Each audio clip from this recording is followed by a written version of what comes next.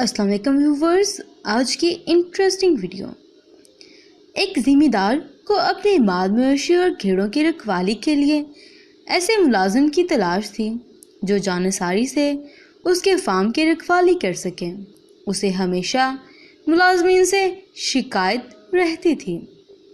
वो चाहता था कि कोई अच्छा मुलाजिम उसे मिल जाए, कि उसे कोई मेहनती मुलाजिम मिला ही नहीं।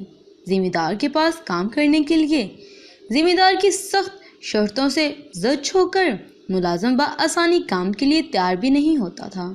एक बार जब उस ज़िम्मेदार को मुलाजिम की शिद्दत से तलाश थी तो एक मजबूर आदमी काम के लिए पहुंचा। ज़िम्मेदार ने उससे पूछा, अपनी किसी खूबी का बताओ।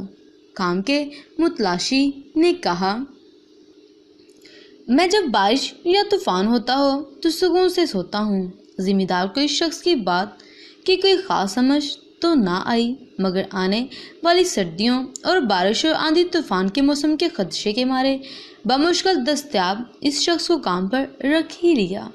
एक रात को जब तूफ़ानी बारिश हो रही थी, मकानों की छतें आंधियों से उड़ी जा रही थी, तो न जाने उसके ढूढ़ डंगर के साथ क्या हो रहा था। ज़िम्मेदार अपने असासों के अदम तहफ़्फ़ुज़ के खदशात के मारे अपने फार्म पर पहुंचा। क्या देखता है कि मुलाजिम मज़े से रज़ाई ओढ़े गहरी नींद में गर्क सो रहा है। ज़िम्मेदार ने गुस्से से धारते हुए मुलाजिम के मुंह से रज़ाई उतारी और फेंक दी। उसे नींद से झंझोड़ कर बेदार किया। कहा, तुम कैसे इंसान हो? बाहर बारिश के तूफान ने तो बाही मचा रखी है और तुम यहाँ मज़े से सो रहे हो। मुलाजिम ने कुछ समझते हुए अपनी नम आंखों से ज़िम्मेदार को देखते हुए कहा, लेकिन मैंने तो आपको पहले ही कह दिया था कि जब बारिश हो या तूफान सुकून से सोता हूँ।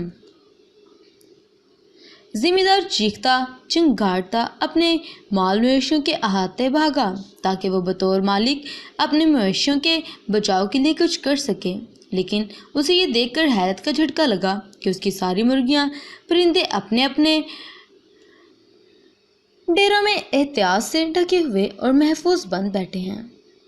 हलाल जानवर सुकून से जुगालियां कर रहे हैं। घोड़े तंदुरुस्त और तवाना सर्दी से महफूज सुकून से खड़े हुए हैं।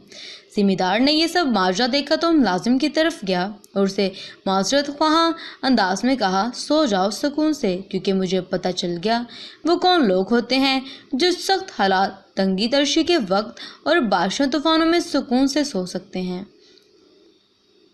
जब कोई शख्स अपने काम को अच्छे तरीके से सर अंजाम देता है, आने वाले खदशात का तो पहले से ही बना कर रखता है, वो आने वाले कल की परेशानियों से बेखतर होकर सो सकता है।